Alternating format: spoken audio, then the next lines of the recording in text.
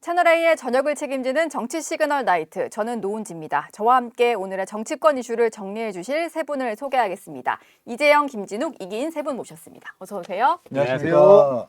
저희가 지난주에는 없던 판례를 좀 준비를 해봤는데 두 가지 중요 키워드에 파생되는 굵직한 질문 하나를 던지고요. 세 분이 답변을 써주시면 그걸 중심으로 한번 대화를 이어가 보도록 하겠습니다. 알겠습니다. 오늘 저희 메인 뉴스의 탑 기사도 다음 주 월요일에 있을 한덕수 국무총리의 탄핵 심판 선고 기일에 대한 내용이었는데요. 먼저 첫 번째로 드릴 질문은 먼저 키워드부터 얘기를 해야죠. 저희의 첫 번째 키워드는 예고편인데요.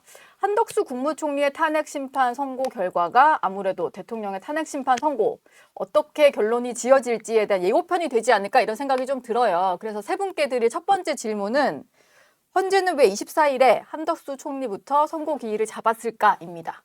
대통령보다 먼저 잡은 이유는 무엇일까? 어떻게 좀 해석을 해야 될지 자유롭게 좀 써주시면 될 것 같고요. 뭐 짧게 써주셔도 되고 길게 써주셔도 되는 그런 상황입니다. 먼저 쓰신 분부터 제가 한번 여쭤볼게요. 이재영 전 의원 같은 경우는 앞글자, 이름의 앞글자를 딴 것 같은데요. 한이윤. 그냥 순차적으로 한덕수 먼저 하고 그 다음에 이재명 대표가 26일이잖아요.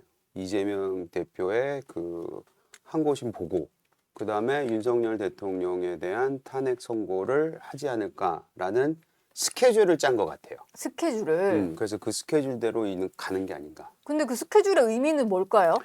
일단은 그 한덕수 총리는 저는 뭐 오래전부터 한덕수 총리는 첫째 탄핵된 그 과정 자체도 이 151석이냐 200석이냐 논란 많았잖아요. 네. 그거부터 포함해서 지금까지 국가 좀 최상목 대행이 있긴 하지만 저는 한덕수 총리가 빨리 돌아오는 게 맞기 때문에 이미 진작했어야 됐다라고 생각하고 있는 사람이고 네. 다만 지금 윤석열 대통령 선고에 대해서는 우리가 예상한 것보다는 지금 시간이 늘어지고 있잖아요. 네. 그 이유에 대해서는 뭐 여러 가지 설이 있긴 하지만 어쨌든 간에 이왕 이렇게 됐는데 다음 주에 이재명 대표의 선고도 있고 하니 이 두 사람에 대한 뭐 정치적으로 가장 뜨거운 관심을 가지고 있는데 이 두 사람에 대한 스케줄 시기를 어느 정도 조정을 한 게 아닌가라는 그런 생각을 좀 해봤어요. 네. 김진욱 대변인 그 묵참골단이라는 표현 쓰셨어요? 저는 그 헌법재판소의 입장이 아니라 네. 제 입장으로, 제 생각으로 네. 말씀을 좀 드려보려고 그래요. 지금 헌법재판소에서 그동안은 어떻게 보면 선출됐던 방식으로 이렇게 탄핵안들이 지금 처리가 되어 왔잖아요. 예. 특히 뭐 이진석 방통위원장, 또 최재 감사원장, 그다음에 검사 3명에 대한 것까지는 순서적으로 처리를 했는데 갑자기 이번에 가장 마지막에 탄핵 심판안이 올라온 한덕수 권한대행 걸 올렸단 말이에요. 그 얘기는 한덕수 권한대행까지를 하게 되면 사실상 지금 그 앞에 윤석열 대통령이 8번째입니다. 근데 그 앞에 6번째가 박성재 법무부 장관이고 어제 이제 변론기일이 종료됐죠. 1회 변론하면서 종료했잖아요. 네. 그 7번째가 조지호 경찰청장인데 여기는 아직 변론 기일조차도 못 잡았어요. 근데 박성재 법무부 장관에 대해서는 사실 이번 이 탄핵이 12.3 비상계엄과 관련된 부분이 있긴 한데 되게 약하다. 그래서 지금 이번에 12.3 비상계엄과 관련되어 있는 사람들 중에 가장 큰 빅 이슈는 아무래도 윤석열 대통령이고 네. 또 스타는 맨 마지막에 하지 않습니까? 그러다 보면 저는 앞에서는 다 이게 이제 탄핵안들이 기각이 됐지만 제 입장에서 볼 땐 육참골단 살을 내주고 뼈를 취한다. 이런 쪽으로 해석을 좀 해볼 수 있지 않을까라는 생각이 들어요. 마지막에 윤석열 대통령에 대해서 지금 헌법재판소를 공격했던 가장 큰 이유들이 뭐냐면 졸속이다. 졸속이다. 네, 너무 빨랐다. 네. 그리고 제대로 된 심리가 이루어지지 않았다라고 하는데 지금 그 얘기하는 사람은 아무도 없어요. 이제는 빨리 왜 선고 안 하냐, 왜 기일을 안 잡고 있냐 이렇게들 얘기하기 때문에 앞에 다 그 처리하고 마지막 윤석열 대통령 걸 처리함으로써 모든 이 12.3 비상계엄과 관련된 탄핵 심리를 헌법재판소가 마무리하고자 했던 그런 생각이 있지 않을까. 예. 거기에 이제 제 생각을 덧붙인다면 네. 마지막 윤석열 대통령에 대해서는 이 워낙에 위헌성, 그 위법성 그리고 이 사안의 중대성이 크기 때문에 윤석열 대통령에 대해서는 인용 결정을 할 것이다. 하지 않을까? 하지 않을까라고 예. 저는 생각하고 그것을 네. 제 나름대로는 육참 골단이다 이렇게 한번 해석해 봤습니다. 네, 뭐 한덕수 총리에 대한 결과 예측이나 이런 건 좀 뒤에 더 얘기를 해보도록 하고 이기인 최고도 한번 볼까요? 제가 제일 좀 제목이 긴데요. 예, 이 빌드업과 스포일러 사이라고 음. 적어봤습니다. 네, 이 설명이 제목만 봐도 필요한 설명이 그러네요. 그렇게 필요한가요? 뭐 빌드업은 이 원래는 사실 그냥 스포일러만 쓰려고 했는데 예, 애초에 준비해 주신 이 아이템 선정 종이에 예고편이라고 적혀 있길래 저희 첫 번째 키워드 예고편. 그러니까 그 자체로도 이미 예고가 된 것 같아요. 네, 그러니까 선입선출 원칙은 이미 깨졌죠. 이 말인즉 재판관들이 사안의 중대성을 판단해서 정무적으로 판단한다는 증거인 것 같아요. 네, 정말 선입선출을 지키려고 했다면 아까 얘기하신 것처럼 박성재 장관이라든지 조지호 청장 그리고 윤석열 대통령을 먼저 했어야 될 텐데 한덕수 총리의 선고가 먼저 나온 이유는 뭐냐. 일단 첫 번째는 헌법재판소가 이렇게 혼란스러운 국정에 대해서 정리를 하겠다는 의지가 있는 것 같아요. 지금 대행이 국정을 운영하고 있는데 더불어민주당이 최상목 권한대행에 대해서 탄핵을 예고한 마당에 만약에 대통령의 탄핵이 인용되면 대행이 지금 국가를 운영하게 되는 부분인데 뭐 조기 대선을 배제한다 하더라도 네, 헌법재판소가 그것만은 막겠다. 탄핵이 만약에 인용이 되면 그래도 총리 체제에서의 국가 운영이 되어야 되지 않겠느냐라는 생각이 좀 있는 것 같고 두 번째는 한덕수 총리의 이제 탄핵 소추 사유에 총리 때의 소추 사유도 있지만 권한 대행으로서 헌법재판관을 임명하지 않는 문제 그리고 내란에 있어서 묵인하고 동조했다라는 그 소추에서 들어가는데 이거에 대한 판단이 끝난 것 같아요. 그렇기 때문에 네, 분명히 10여 차 변론에서 한덕수 총리는 계엄을 선포하기 이전에 국무회의라는 것이 사실 간담회 형식이었고 정확한 회의 형식은 아니었다라고 이야기한 만큼 내란에 대한 어떤 판단이 끝났고 거기에 따라서 이번 주 금요일 내지는 차후에 대통령 탄핵 심판이 인용될 거라는 스포일러가 되지 않을까라는 생각이 듭니다. 인용될 거라는 스포일러. 그러면서 빌드업이다. 예. 예, 결과에 대해서는 지금 얘기를 듣다 보면 이기인 최고와 김진욱 대변인은 한덕수 총리는 기각이 되고 대통령은 인용이 되는 과정으로 가는 수순이다 뭐 이런 생각을 하시는 것 같은데 이재용 의원 보시기는 어떠세요? 결과도 예측을 좀 하신다면 어떻게 나올까요? 그게 결과가 예전에 불과 얼마 전까지는 인용될 가능성이 높다고 다들 얘기했잖아요. 예, 그 대통령의 경우에요. 대통령 경우. 네, 근데 사실 헌재가 이렇게까지 시간을 끄는 게 결국에는 내부적으로 어느 정도 의견 충돌이 있는 게 아니냐 뭐 이런 설도 나오고 있지 않습니까? 네, 그래서 뭐 퍼센테이지로 얘기할 수 있을 것 같지는 않지만 그럼에도 불구하고 예전보다는 기각 내지 각하의 가능성은 높아진 것 같아요. 그게 뭐 1%에서 5%로 늘어났는지 5%에서 50%로 늘어났는지는 모르겠으나 예전보다는 늘어난 것 같다는 느낌이 듭니다. 왜냐면은 이렇게까지 우리 지금 대통령 탄핵권에 대해서 우리가 늘상 얘기했던 게 노무현 대통령 때는 얼마 걸렸고 박근혜 대통령 때는 얼마 걸렸고 이 얘기하면서 그 얘기 항상 했잖아요. 그때보다 이 사안은 너무나도 간명해서 오래 걸릴 일이 아니다. 네, 그랬죠. 이런 얘기들이 많이 이제 돌아다녔는데 지금 그 앞선 그 전직 대통령 사안보다 훨씬 더 길게 잡혔으니까 사실은 뭐 헌재에서 어떻게 무슨 일이 돌아오니 그 아무도 모르지만 그런 의구심은 충분히 가질 만할 것 같은데요. 예, 좀 내용도 봐야 될 것 같기는 해요. 지금 근데 저희가 한마디만 더 드리자면 그 빌드업이라고 말씀하신 부분에 있어서 한덕수 총리가 이제 먼저 기각이 되던 네. 어떻게 되던 예, 다음 주 월요일에 나오면은 그것이 대통령 선고에 대해서는 어떤 뭐 사전적인 그런 뭐라 그래야 될까 뭐 개봉박두 뭐 이런 그 모습을 보여주진 않을까 그런 내용이 나오지 예. 않을까 그런 부분도 있을 것 같긴 합니다. 예. 그래서 저희가 키워드를 예고편이라고 뽑아본 건데요. 그러니까 이미 뭐 그렇게 네. 적시해놨더라고요. 내용을 좀 보니까 대통령의 어떤 탄핵 심판과 좀 겹치는 판단이 나올 수 있을 것 같아요. 이를테면은 이제 피의자 신문 조서를 증거로 채택하는 문제라든지 또 탄핵 소추 사유를 변경하는 것에 대한 헌법재판소의 판단이 나올 수 있다 보니까 이게 뭐 단순히 기각이다 인용이다를 떠나서 결정문에 어떤 내용이 담기느냐 이게 좀 핵심일 것 같은데요.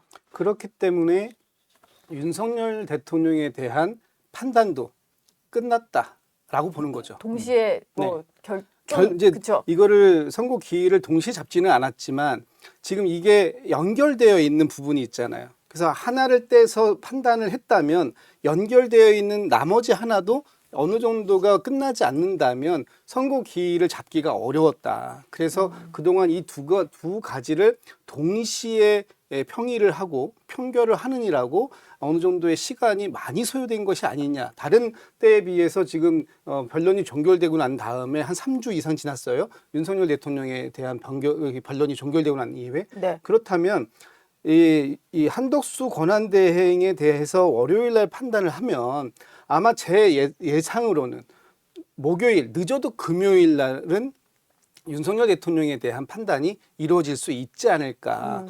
이게 이제 다 같이 연결되어 있는데 특히 아까도 얘기했습니다만 윤석열 대통령의 12.3 비상계엄 이 발동이 과연 적법했냐.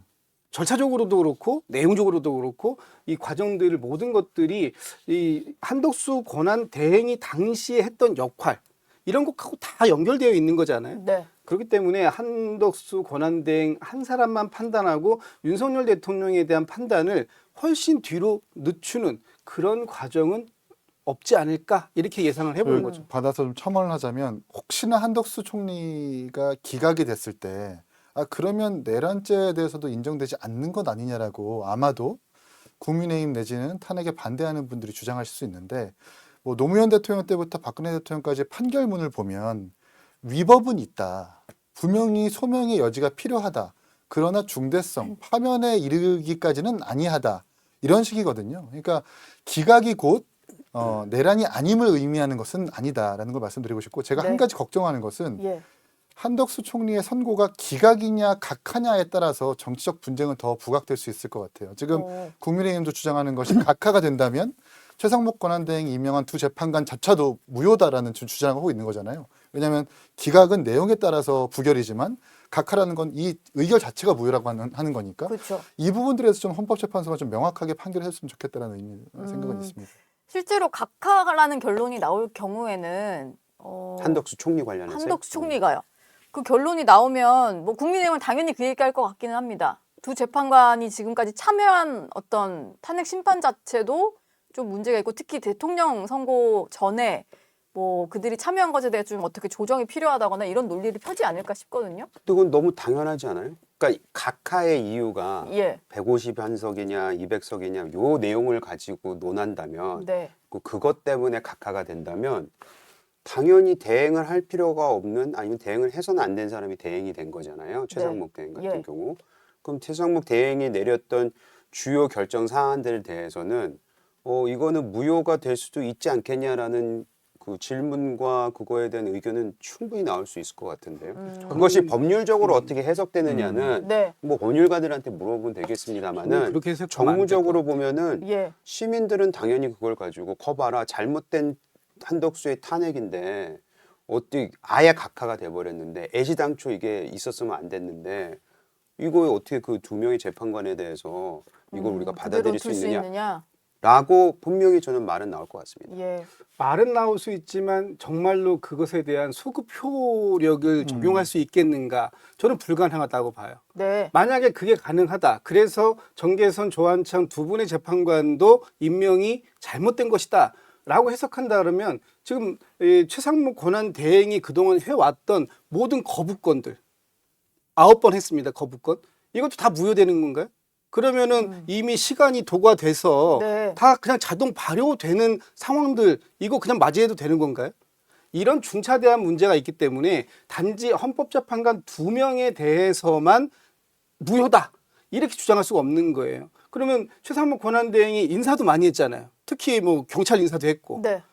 인사 그다음에 거부권 이 모든 것들에 대해서는 효력을 어떻게 할 것이냐. 그럼 질문을 좀 이렇게 드려보면 어떨까요? 네. 소급 적용은 안 하는데 앞으로 하는 데 있어서는 그 두 사람을 빼야 된다라고 하면 대통령 탄핵 심판 때부터는 빠져라가 될 수도 있잖아요. 그렇게 되지는 않겠죠. 왜냐하면 이 지금 이 한덕수 권한 대행이 직무가 정지됐잖아요. 탄핵을 통해서. 네. 그러면 직무가 정지되는 행위 자체가 이것이 잘된 것이냐 잘못된 것이냐를 판단하는 것이지, 그 다음 순위에 의해서 최상목 권한 대행의 자리에 오른 이 행위가 잘못됐다라고 바로 연결되는 게 아니기 때문에 네. 최상목 권한 대행은 한 2달여 동안에 했던 모든 행위가 다 잘못됐다라고 얘기할 수는 없다.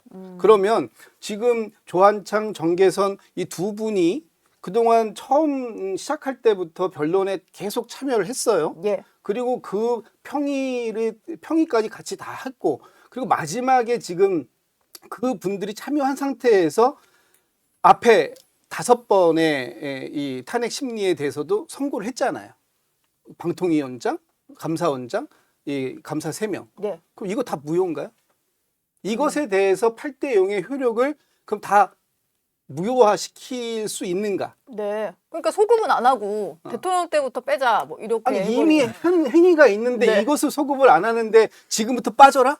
이건 논리적으로 안 맞는 아니, 근데 거죠. 대통령 때부터 하자는 자체가 사실 소급인 거잖아요. 뭐 선거 때만 빠져라가 되는 게 아니라 그러니까 소급을 해야 된다라는 명확한 명문 규정도 없을 뿐더러 예. 이제 문제는 이제 헌법재판소가 들여다보는 가장 세운 원칙 중에 하나가 국정의 안정성일 거예요. 이걸 다시 소급하거나 이 결정을 번복했을 때 국가가 가져가는 어떤 리스크 내지는 그 위험성 자체를 분명히 판단할 거고, 명문 규정이 없다면 재판관들의 어떤 재량에 따라 달려있기 때문에 여기서부터 2명의 재판관들은 빠져야 된다는 것 자체가 사실 소급으로 받아들일 수 있으니까 예. 그런 결정을 할 것 같지는 않습니다. 지금 저희가 잠깐만. 근데 네. 잠깐 모든 걸 굉장히 편의대로 말씀을 하시는 것 같은데. 네, 두 분이 다요? 왜냐하면 그러니까 두 재판관 임명을 소급하면 안 된다. 내지 그것만 소급할 수 있냐. 딴 것들도 다 소급해야 되지. 그렇게 되면 이 말씀하시는 거잖아요. 네. 그 불편함을 겪을 수밖에 없다면 굉장한 사회적 혼란이 일어날 것 같아요. 그렇게 되면. 근데 그럼 다시 우리가 과거로 조금만 돌아가면 왜 그때 그러면 국회에서는 어거지로 151석으로 탄핵을 했냐. 그 당시에 우리가 절차에 대해서 굉장히 중요하다고 얘기를 했잖아요. 네. 그걸 무시했잖아요. 국회가 그때는 자기네들이 빨리 탄핵하고 싶고 빨리 이재명 대통령 만들고 싶고 이러다 보니까 그거는 막 폭주처럼 해놓고 지금에 해서 자기네한테 불리한 이건 뭐 예상하는 거지만 각하의 이유가 나왔을 때 법리상 소급할 수밖에 없다면 해야죠. 다른 것들도 불편하지만 그거는 저는 반드시 우리가 거쳐야 되는 어떤 또 다른 단계라고 생각합니다. 제가 이거 가끔씩 얘기하는 건데 12.3 비상계엄 때 국회의원들이 다 이제 국회에 가서 그 해제했잖아요. 네. 그 과정에서 굉장히 혼란스러웠는데 당시 우원식 의장이 그 얘기를 했습니다. 여러분들 진정하십시오. 여기서 우리가 절차대로 해야지만이 나중에 우리가 이 비상계엄 해제를 했을 때 이거에 대한 명분이 생기고 이거 절차적 정당성이 생긴다. 그러니 시간이 좀 걸리더라도 여러분들 제발 이번만큼은 절차를 제대로 밟자. 저 그때 우원식 의장이 꽤 멋있었다고 생각했고 그때 우리 민주주의가 아직까지 살아있구나 이 생각을 했었어요. 그 이후부터 일어난 거는 말도 안 되는 공수처가 억지로 어거지 수사를 했었고 나머지 두 기관은 자기네들도 공격적으로 아주 공개적으로 3군데서 했잖아요. 경찰하고 검찰하고. 결국엔 공수처가 가져와서 요번에도 사실 이렇게 늦어지는 것 중에 가장 큰 이유가 뭡니까? 대통령 선거에 대해서 모든 사람들이 그 얘기하잖아요. 구속 취소된 게 굉장히 큰 하나의 그거였다. 구속 취소 왜 됐습니까? 그때 절차 제대로 안 밟았으니까 이렇게 된 꼴이 난 거잖아요. 네. 그렇기 때문에 저는 다음 주에 만약 각하가 되고 한덕수 총리가 그 각하 이유가 150석이냐 200석이냐 하면은 다시 말씀드립니다. 법리적으로 검토는 해봐야 되겠지만 소급할 거 있으면 소급해야죠. 네. 뭐 그냥 사회 혼란을 막기 위해서 뭐 소급은 안 한다 뭐 이럴 게 아니라 만약에 정말로 문제가 있었다면은 해야 될 필요가 있으면 해야 된다. 뭐 이런 말씀이신 것 어떻게 같아요. 결론이 날지 모르겠는 게 예. 지금 총리 때의 탄핵 소추 사유가 있고 대행 때의 탄핵 소추가 지금 공동으로 같이 혼재되어 있다 네, 섞여 보니까 있어요. 헌재가 두 사안을 뭉뚱그려서 각하다 기각이다라고 할 수가 없을 거예요. 제가 생각했을 때. 네. 그러니까 대행 때는 각하 내지는 인용, 총리 때는 기각 내지는 인용 이렇게 구분해가지고 결론을 지어줄 거라서 아마 만약에 두 개의 결론이 나서 헌법재판소의 결과가 나오면 또 그걸 가지고 또 정치권에서 어떻게 소급을 할 거냐 말 거냐 분쟁이 있을 수는 있죠. 결정문이 뭐 몇 장일지 모르겠는데 정말 저희가 꼼꼼하게 읽어봐야 될 것 같아요. 정치권도 거기에 따라서 좀 공방을 벌일 것 같다는 생각이 드네요. 한마디 더 해도 돼요? 예. 아니 다른 질문 넘어가려고 그랬는데 짧게 하셔도 됩니다. 아니, 예. 그러니까 지금 그 헌재가 이 8명이 굉장히 정무적인 판단을 할 거다를 전제에 까신 것 같아요. 음. 사회 혼란을 막기 위해서 등등등. 음. 그러면 그 행위 자체가 이 사람들이 같이 판단을 하는 거고 정무적 판단하고 정치적 판단을 하는 거잖아요. 그게 만약 전제라면 대통령에 대한 선고 자체도 이건 무조건 위헌위법적인 비상계엄이니까 무조건 이거는 인용이다라고 얘기할 수가 없게 되는 거예요. 네. 그렇기 때문에 정치적 공간을 너무 많이 만들어주는 상황이라고 생각합니다. 저는. 예. 저는 그 정치적인 해석이라는 판단으로 말씀드린 건 아니에요. 지금 이제 이 법적으로 어떤 한 직위에 있는 사람을 탄핵함으로써 그 사람의 직을 일시 정지시켰다. 그 행위가 옳은 행위였느냐 아니면 잘못된 행위였느냐 이 판단을 한다고 했을 때 이 판단은 여기에서 국한되는 것이다. 이 예. 판단 이후에 있었던 어떤 대행 체제, 이 사람의 권한 이 부분까지를 귀속해서 얘기하면 안 된다라는 그런 법적인 부분을 하나 말씀드리는 거고 저는 여전히 인용 가능성도 있다고 생각합니다. 기각을 전제로 해서 말씀드렸던 것이 아니기 때문에 왜 인용 가능성이 있느냐? 지금 한덕수 권한 대행이 했던 그 탄핵 소추 사유에 보면 마은혁 재판관을 임명하지 않은 부분도 있어요. 근데 네. 이거에 대해서 이미 헌법재판소는 위헌성이 있다라는 걸 인정했습니다. 그렇기 때문에 물론 이것이 과연 탄핵의 어떤 중대성까지 이르러서 직을 파면할 수 있는 것이냐 하는 것까지는 모르겠어요. 그 판단을 제가 할 수가 없으니까. 네. 그러나 어쨌든 여기에서도 위법성이 분명히 들어 있었다라는 것이 있다면 각하? 이건 좀 어렵다. 또 하나 지금 우리 헌법에 보면 대통령에 대해서만 국회의원 3분의 2 이상이 동의가 있어야 돼요. 전체 300명이니까 3분의 2니까 200석 지금 나오는 거잖아요. 네. 그다음에 국무위원 같은 경우는 151석에 탄핵이 가능하다는 것이고 그러면 권한 대행에 대해서 이제까지 한 번도 판단을 받아본 적이 없어요. 헌법적 판단을 우리가 받아본 적이 없어요. 이번에 첫 판단이 나오는 거예요. 그렇죠? 그러면 권한 대행도 대통령직이라는 것을 받았기 때문에 200석으로 해야 되는 것이냐 아니면 대통령이라는 건 우리 국민이 직접 뽑은 사람만을 대통령으로 인정하는 것이다. 그래서 특별히 한 사람에게만 그 사람의 안정성을 만들어주기 위해서 3분의 2인 200명을 만들어준 거다. 이 해석이 아직 안 나왔기 때문에 저는 얼마든지 이 해석이 우리 국민들이 직접 투표해가지고 대통령 선출하지 않습니까? 저는 이 직접 투표의 의미를 정말로 살린다면 대행은 말 그대로 한시적으로 이 직에 대해서 그 권한을 갖다 쓰는 것이고 네. 실제 우리가 뽑은 대통령은 한 사람밖에 없는 거예요. 네. 그러니까 151이다. 그래서 각하가 아니다. 그렇게 네. 해석할 수 있다라는 할수 거예요. 있다. 아직은 모르니까 이 예. 다음 주 월요일 날 헌법재판소가 어떤 결정을 할지 모르겠습니다만 네. 그 전까지 모든 가능성은 열려 있다. 예. 이런 말씀 드리고 싶어요. 오늘 어쨌든 한덕수 총리에 대한 선고 기일이 잡히면서 이게 대통령의 어떤 선고도 곧 있을 것 같다라는 관측들이 나오는 것 같아요. 근데 주말을 지나면 대통령 같은 경우는 심리가 시작한 지 100일이 넘어가게 되거든요. 그래서 일단 날짜가 언제 나올 거냐 궁금증이 있는데 오늘은 석방 뒤에 첫 메시지를 냈습니다. 윤 대통령이. 근데 이게 본인들의 지지자를 향한 메시지예요. 뭐 분신 을 통해서 좀 돌아가신 분이 있어서 고인의 뜻을 받들겠다, 뭐 유족을 위로하는 메시지를 좀 냈고, 그리고 뭐 탄핵 반대를 외치면서 단식을 하는 분들의 단식 중단도 요청을 한 이런 상황인데, 사실 단식하는 건 민주당도 하는데 일단 그쪽에 대해서는 별로 얘기 안 하셨고 그냥 본인 지지자들에 대한 메시지가 좀 나왔거든요. 대통령의 어떤 석방 뒤 첫 메시지는 좀 어떻게 해석을 해야 될까요? 여론전에 더 내가 힘쓰겠다 이런 메시지일까요? 아니요, 그렇게 보이진 않는데요. 여론전에 그러면 다른 얘기를 했겠죠. 근데 그냥 이건 말 그대로 어제였나요?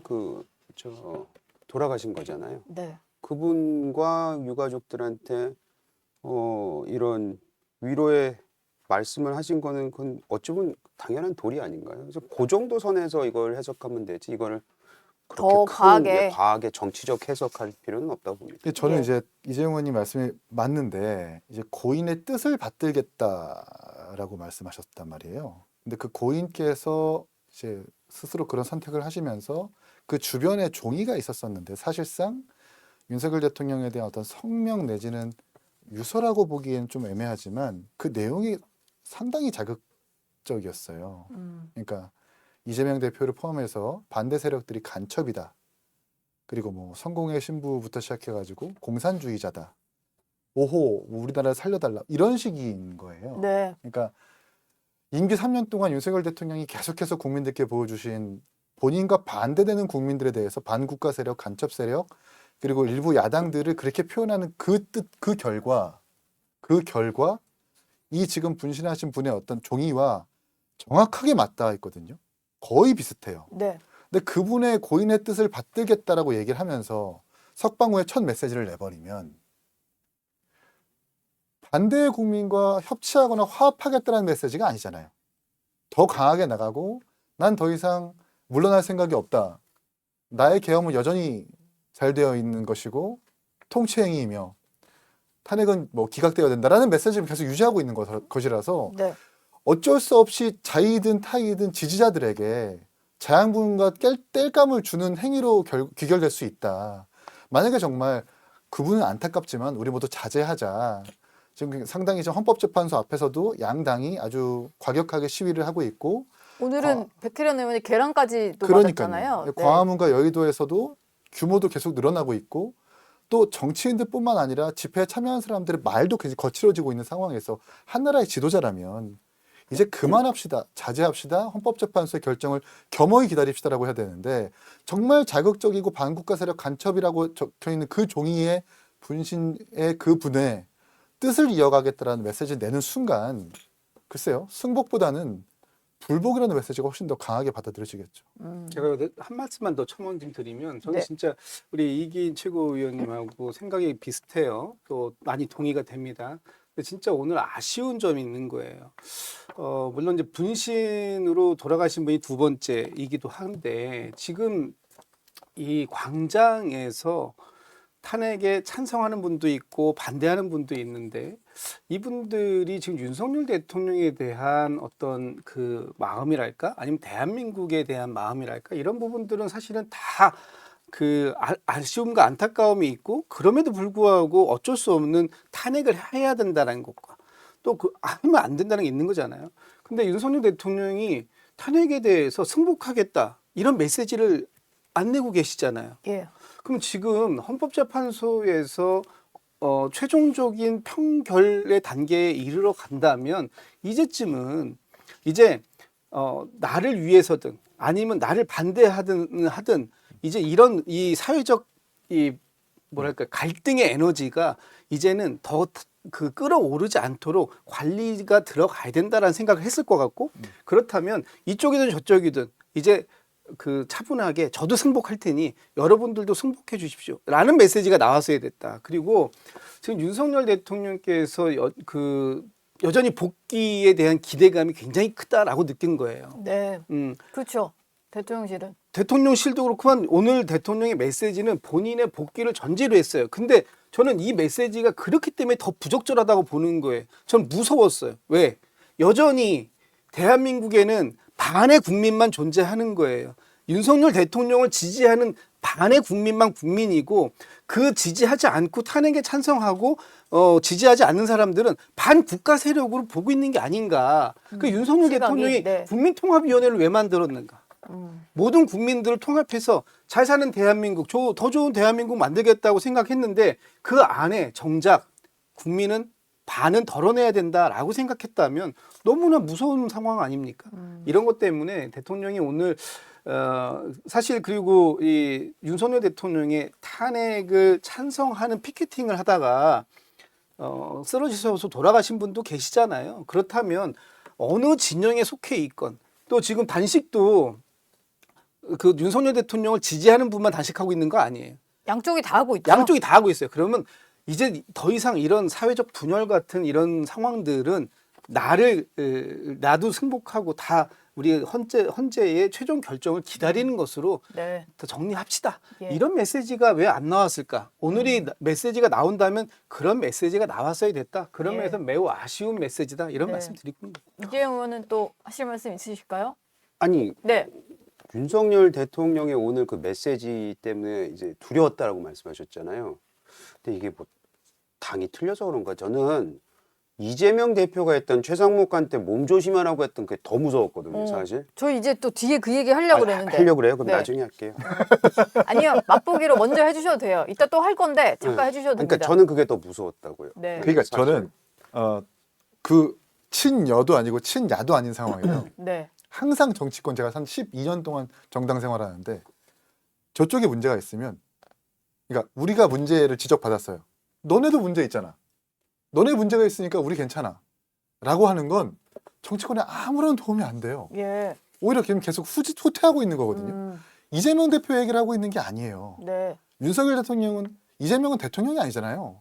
윤석열 대통령은 국민의힘의 대통령이 아니라 국민의 대통령인 거 아니에요. 네. 그러면 국민들끼리 서로 싸우는 사이에서의 승복이라는 의미와 대통령이 입 밖으로 꺼낸 승복의 의미가 하늘과 땅 차이일 텐데 얘기해야죠. 우리 승복합시다. 네. 그만합시다. 그렇게 하겠다라고 선거에서 당선됐고 또 심지어 민주당에서도 일부 이탈한 지지자들도 자신을 지지해주면서 통합하겠다라고 당선된 사람이 윤석열 대통령이잖아요. 근데 지금은 그런 모습이 전혀 보이지 않고 그냥 그저 국민의힘의 대통령 내지는 탄핵을 반대하는 사람들만의 대통령이 되는 것 같아서 우려의 말씀을 드리는 거예요. 아니 근데 이긴 우리 최고가 하시는 말씀 진짜 맞는 말씀이시거든요. 근데 너무 현실에서 약간 좀 비껴가 있는 생각이 아닌가라는 생각이 드는 게 굉장히 이상적인 말씀을 하신 거예요. 근데 우리 당에서 보면은 12.3 계엄 같은 경우에 비상계엄 같은 경우에 저는 뭐 누차 말씀을 여러 방송에서 말씀드렸지만 되게 잘못된 거다. 그 위헌 위법적이다라고 말씀을 드렸어요. 근데 그 전으로 돌아가면은 사실 22년 대선 때부터 우리가 늘 가지고 있었던 불만은 아쉬움은 뭐였냐면 민주당이 대선 패배를 승복을 안 한다였어요.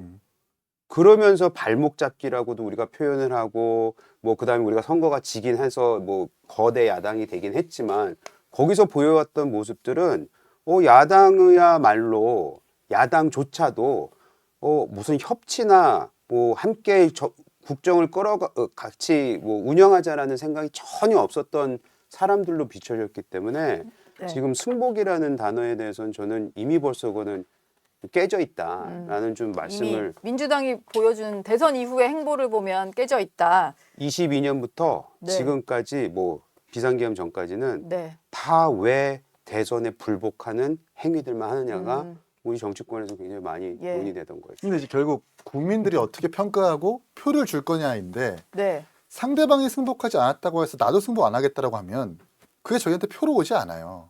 상대방이 승복을 안 할수록 난 더 승복을 얘기해야 네. 그래 너네가 국가를 운영할 수 있는 자격이 있는 거야라고 하면서 선거에서 다시 그 사람들을 선택할 수 있는 요인이 생긴다고요. 근데 지금은 그때 너네 승복 안 했으니까 우리도 승복 못 하는 거야 라고 그래, 하면 악순환이네요. 그렇게 악순환이죠. 이상적인 얘기가 아니라 정확하게 현실을 진단하는 거예요. 네. 그러니까 이 고리를 끊으려면 예. 누군가는 약간 어른스러움을 보여줘야 된다. 특히 보수 정권이라고 한다면 보수 정권이 내가 피해를 본다 하더라도 내가 당장 득이 되지 않는다 하더라도 어른스러운 선택.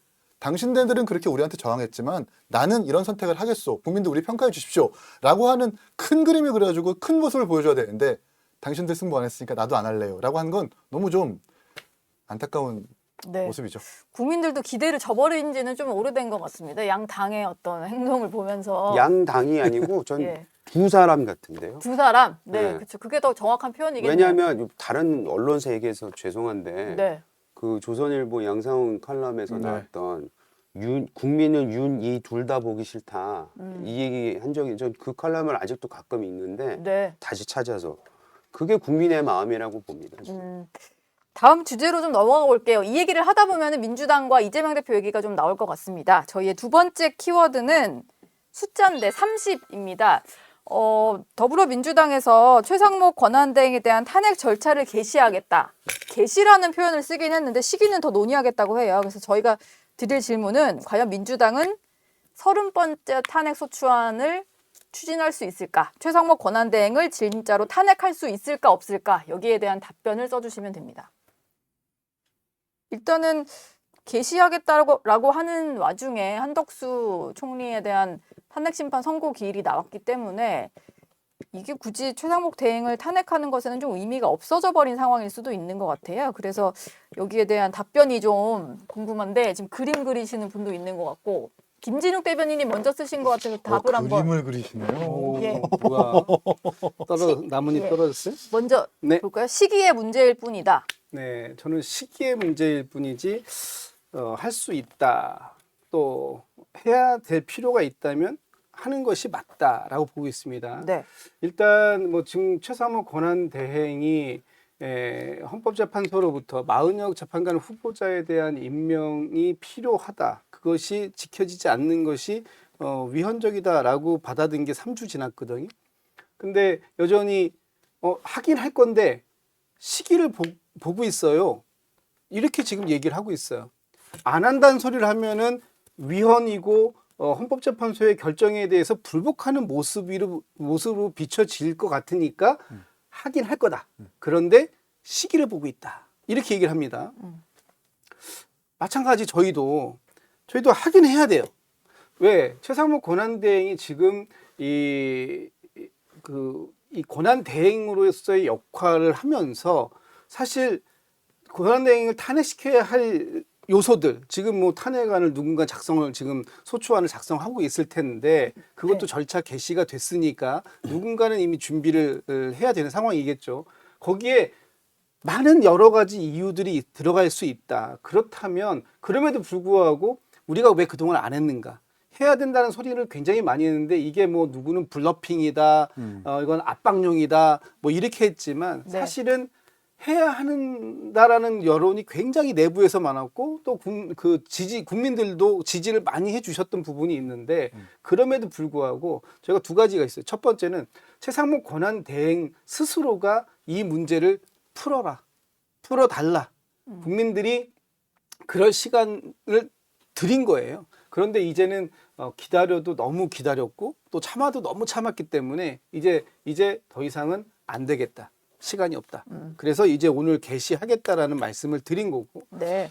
또 하나는 최상목 권한대행께서 만약에 다음 주 월요일 날 한덕수 총리가 다시 헌법재판소로부터 뭐 기각이든 각하든 어떤 인용이 안 되는 상황이 돼서 바로 그 즉시 업무에 이제 그 권한대행의 업무에 복귀하실 수 있지 않습니까? 그렇게 되면 사실 필요성이 없어지는 거 아니야? 그니까요. 라고들 얘기하시는데 예. 사실 필요성은 여전히 살아 있는 것이다. 죄를 그 행위에 대해서 책임을 물어야 할 필요가 있다면 전 그게 묻는 것이 맞다고 봐요. 예. 다만 지금 제가 시기의 문제일 뿐이라고 했던 것은 여러 가지 이 상황들을 고민해 볼 필요가 있는 것이고요. 네. 또 다음 주 월요일 날 한덕수 국무총리에 대한 탄핵안 또 제가 예측했던 대로 다음 주 중에 윤석열 대통령에 대한 탄핵안이 어떤 결론이 나오면 네. 그러면 이 상황들은 또 다른 변화를 맞기 때문에 예. 그때 가서 다른 시기를 고민해 볼 수도 있다. 네. 그렇기 때문에 지금은 시기를 특정할 수는 없지만 지금 이미 당에서 지도부에게 모든 권한을 위임했고 예. 그 권한을 가지고 오늘 박찬대 원내대표가 개시를 선언했다면 이거는 해야 될 수밖에 없겠다. 그런데 언제 할지는 잘 모르겠다. 예. 이런 말씀 드리고 싶어요. 이기인 최고부터 하고 이제 그림 그리신 근데 이제 저 나뭇잎이 좀 궁금해가지고. 임용의 피카. 그럼 먼저 볼까요? 네, 그러시죠. 어차피 보게 될 텐데. 네. 나뭇잎부터 볼게요, 그러면. 근데 나뭇잎 옆에다가 또 숫자도 한번 쓰셨는데. 이건 나중에 쓴 거고 네. 저는 민주당의 이 줄탄핵은 그냥 그 어떤 전략과 무슨 고민이 있다고 생각하지 않아요. 그냥 나뭇잎 같아갖고 할까 말까 이거 그냥 나 사랑해 안 사랑해 이거 하는 그런 것처럼 그 정도 수준의 나뭇잎 점이라고 하는데 그거. 그 정도의 한 입 고민이라고 뛰는 합니다. 거. 다만 최상목 대행 탄핵할까 안 할까. 좀 근데 빼다가- 일부러 민주당은 아마 나뭇잎이 5개가 있는 것만 찾을 겁니다. 네. 할까 말까 할까 말까 할까 결국에는 한다. 결국엔 한다. 그래서 6개짜리는 안 찾을 거고 네. 홀수를 찾을 것 같고요. 답은 정해놓고 그냥 음. 한번 해보는. 그럴 것 이것도 같고. 답정론가요? 네. 그 다음에 이거는 나중에 이제 변수가 생긴 거죠. 오늘.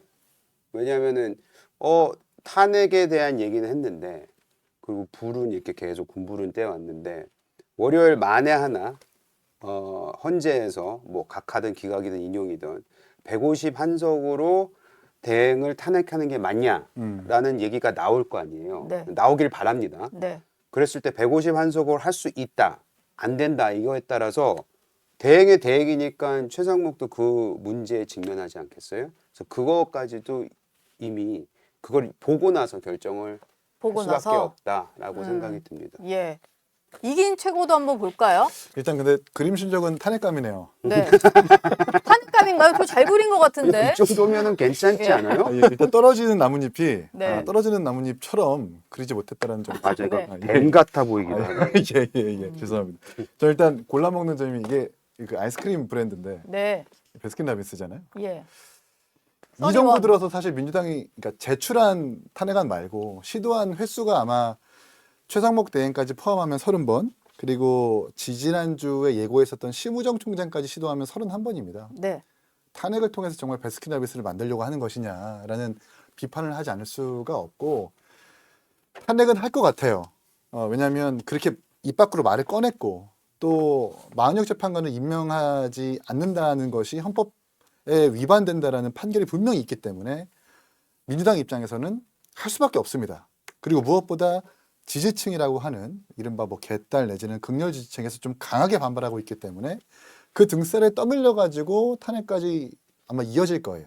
근데 거기서 건너뛴 과정이 하나가 있다. 윤석열 대통령한테 왜 영수회담 한 번밖에 하지 않았느냐 내지는 왜 야당과 소통하지 않았느냐라고 비판했었던 이재명 대표와 민주당이 한 번도 최상목 권한대행과 만나서 왜 마흔역 재판관을 임명하지 않았느냐라는 소통을 하지 않은 채 탄핵을 한다는 건 결국 윤석열 대통령의 왼쪽 데칼코마니가 이재명이라는 소리거든요. 똑같이 행동하는 거네요. 욕하면서 담는다고. 그러니까 싸우니까 담는 건데 담는 건지 모르겠지만 소통이 부족하다. 왜 영수회담 한 번밖에 안 하느냐라고 얘기하면서 이런 중차대한 문제를 두고 임명 안 했으니까 넌 탄핵. 이렇게 해버리면 그냥 똑같이 이재명 대표가 대통령이 돼도 우리 소통 없는 국정 운영 하겠다라는 예고글 사실 뿐이에요. 예. 그런 선택은 안 했으면 좋겠다는 생각이 들고 돌이켜보면 지금 정권 교체론이 높고 정권 재창출론이 낮고 그 비율보다 국민의힘과 민주당의 어떤 당 지지율 비율이 비등비등하잖아요. 그 말인즉 대통령이 탄핵되고 나서 한덕수 총리가 또 다시 탄핵되고 전 그러면서 많은 국민들이 실증을 느꼈다고 생각하거든요. 탄핵인데 또 탄핵해? 막 이런 실증을 느꼈기 때문에 네. 민주당이 다시 한번 이 전략에 대해서 좀 돌아볼 필요는 있겠다라는 생각이 듭니다. 저희가 뭐 지금 민주당에서 최상목 권한대행 탄핵 얘기한 게 좀 꽤 오래되기도 했고 또 마흔역 후보자 임명하지 않는 문제로 좀 압박을 하는 과정에서 이재명 대표가 몸조심하기 바란다라는 말을 했잖아요. 이게 어제 나온 말인데 오늘까지도 좀 후폭풍이 이어지고 있는 것 같아서 여기에 대한 얘기를 좀 하면서 오늘 토크는 마무리해 보도록 하겠습니다. 먼저 오늘 나온 이제 여당 쪽의 얘기들을 저희가 한번 모아봤는데요. 일단은 뭐 국민의힘에서는 이 민주당의 이념이 잘사니즘이 아닌 사디즘인 것 같다, 뭐 좀 가학적인 성향인 것 같다, 뭐 이런 표현까지 썼고 조선중앙TV 뭐 북한에 비유를 하기도 했고요. 계속해서 좀 비판이 나오는 상황인데 뭐 아까 무섭다고 하셨잖아요. 그 말을 왜 꺼냈을까요, 이재명 대표는? 이재명 대표는 왜 꺼냈는지는 모르겠는데 그냥 그걸 들으면서 보면서 든 생각은 우리가 지금 계엄에 대해서 굉장히 많은 분들이 실망하고 분노하고 있잖아요. 근데 이재명 대표도 계엄하겠네라는 생각이 들었어요. 만약 본인이 대통령이 되면. 그걸 보시면서요. 왜냐하면 체포한다 그랬잖아요. 체포할 수 있다라고 그러니까 하면서 체포라는 단어를 쓸 수 있는 건 공권력이 있는 곳이잖아요. 네. 그럼 경찰이나 뭐 군대든 뭐 하여튼 검찰이 이거지 않습니까? 그럼 공권력이 들어가서 체포할 수 있다는 뜻은 내가 그 공권력을 활용해서 너를 체포할 거라고 이렇게 들리는 것처럼 비춰졌어요, 저한테는. 그래서 지금 가장 사람들이 이 광장이던 뭐 이 여론조사 아까 말씀하셨던 부분에 있어서 여당을 지지하거나 대통령을 지지하는 듯한 이런 수치가 결국 이재명 대통령에 대한 우려 때문인데 본인 스스로가 그 우려를 확인시켜 주는 거라고 저는 봤어요. 네. 저는 우리 이재영 의원님만큼 합리적인 사람이 어떻게 이렇게 극단적인 비유를 갖다가 붙이실 수 있으실까? 예. 제가 깜짝 놀래고 있는 중이었어요. 왜냐하면 이재명 대표가 최상목 권한대행에 대한 체포 얘기를 한 것은 지금 최상목 권한대행이 직무유기를 하고 있는 상황이고 그것이 지속되는 것은 현행범이고 그 현행범이라는 것은 형사소송법 제211조, 제212조에 의하면 현행범은 영장 없이 누구나 체포가 가능하다라는 얘기를 한 거예요. 예. 체포를 공권력이 있는 사람이 한다라고 지금 이렇게 붙여서 마치 이재명 대표가 계엄을 할 수 있다 이렇게 비약하시는 건 너무 나간 비약이다. 그리고 이 얘기를 한 이유가 뭐냐면 이재명 대표는 여전히 굉장히 지금 국민들이 분노하고 있잖아요. 이 상황이 이렇게 정리가 안 되는 것들에 대해서 그 부분에 대해서 빨리 최상목 권한 대행이 스스로 정리해라. 그러면 바로 그 순간 이 직무유기의 행위가 종료가 되는 거예요. 근데 재판이 그 탄핵 심판이 뭐 지연되지도 않았고 다 진행이 잘 됐잖아요. 마은혁 후보자가 반드시 필요하다라는 생각을 하는 일반 국민이 그렇게 많을까요? 그러니까 이게 그 마은혁 후보자가 9명의 참여를 해서 예. 그 참여가 곧 윤석열 대통령을 탄핵시키기 위한 것이다라고 자꾸 이제 국민의힘이 프레임을 만들기 때문에 왜 민주당이 이렇게 마은혁 후보자에게 집착하는 거야? 예. 이렇게 지금 되묻고 계시는 거예요. 네. 근데 이건 원칙의 문제예요. 기본적으로 헌법재판소가 3명을 추천한 중에 2사람만 선택적으로 임명하는 거, 그리고 한 사람 임명하지 않은 거, 이거는 국회의 구성권을 침해한 거다라는 위헌 판단을 내렸잖아요. 네. 그러니까 최상목 권한 대행이 한 사람을 선택할 권한이 없다. 이것이 명확하고 이거 그렇다면 언제 임명할 거냐, 자꾸 시기의 문제다 이렇게 말장난처럼 할 게 아니라 해야 되는 건 해야 되는 거죠. 네. 근데 최상목 권한대행께서 어젠가요? 그런 말씀 하시더라고요. 헌법재판소에서 어떤 결정이 나오면 존중해야 된다. 국민 여러분 그거 다 따라 주셔야 됩니다. 라고 본인이 얘기했는데 정작 본인 스스로가 헌법재판소의 결과에 대해서 결정에 대해서 따르지 않으면서 그런 얘기를 할 자격이 있느냐. 그 부분을 문제제기하고 지적하는 것이다. 꼭 반드시 마은혁 후보자가 재판관이 되어야만 윤석열 대통령에 대한 탄핵 심리가 인용이 될 것이다라는 확신? 이런 것 때문에 하는 건 아니다라는 말씀을 다시 한번 드리고 싶고 예.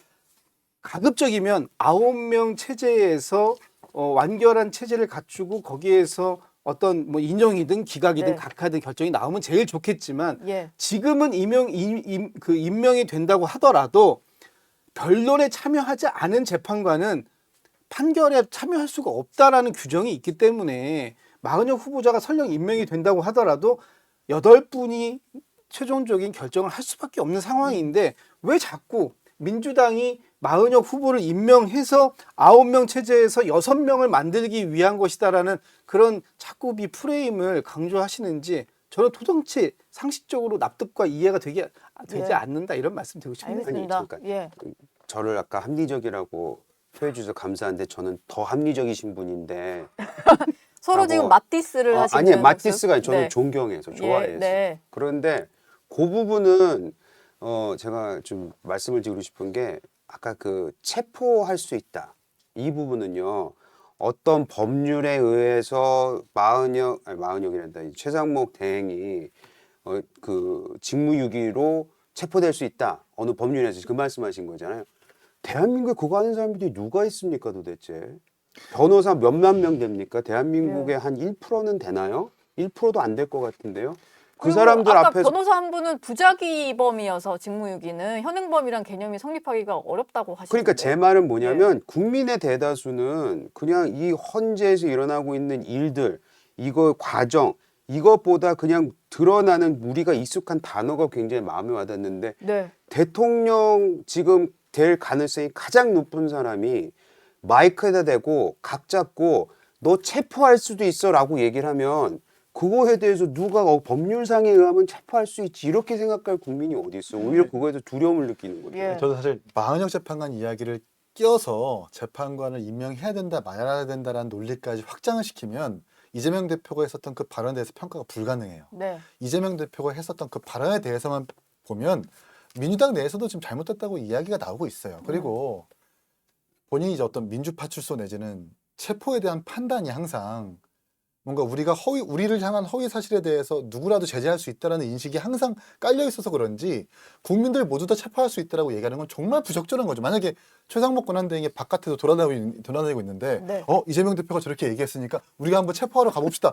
그러는 순간 본인처럼 경찰 사칭 전력 생기는 거예요. 큰일 나는 거거든요. 예. 그러면 안 되는 거고 네. 두 번째 이걸 가지고 또 민주당이 뭐라고 했냐면 그 말이 좀 이상할 수도 있겠지만 사실 강력한 헌법 수호의 의지를 보여주라고 한 의미였던 것 이런 거거든요. 네. 그러면 말 조심히 해라라고 하는 그 협박이 헌법 수호의 의지를 강력하게 보여주는 거래요. 뒷골목에서 건달 내지는 누군가 우리가 협박하는 건달 깡패들이 몸 멱살 조심해라. 잡고 네. 몸 조심하라고 하는 게 예. 헌법 수호 조직들의 활동들인 거예요. 그건 아니잖아요. 네. 그러니까 깔끔하게 인정할 건 인정하고 잘못됐다. 좀 과했다 표현이. 내가 좀 급했다. 네. 마은영 재판관 임명 안 하는 게 너무 답답해서 네. 과한 말을 했는데 이건 좀 저 정정하고 빨리 임명해라 정도만 했으면 좋았을 거라는 생각이 듭니다. 오늘 여기서 마무리를 할까 하는데 뭐 아쉬우신 점이 있으실까요? 뭐 다소 과격한 네. 표현으로 들렸을 수는 있겠다. 네. 그러나 지금 그 이재명 대표가 한마디 하는 것들이 누구 개인을 공격하는 것이 아니다라는 말씀만 드리고 마무리하고 싶습니다. 예. 알겠습니다. 저희 오늘 순서는 여기서 마무리하도록 하겠습니다. 세 분 말씀 고맙습니다. 감사합니다. 감사합니다. 감사합니다. 네, 정치 시그널 나이트 오늘 순서는 여기까지입니다. 저는 다음 주 월요일 아침 8시 라디오쇼 정치 시그널로 다시 돌아오겠습니다.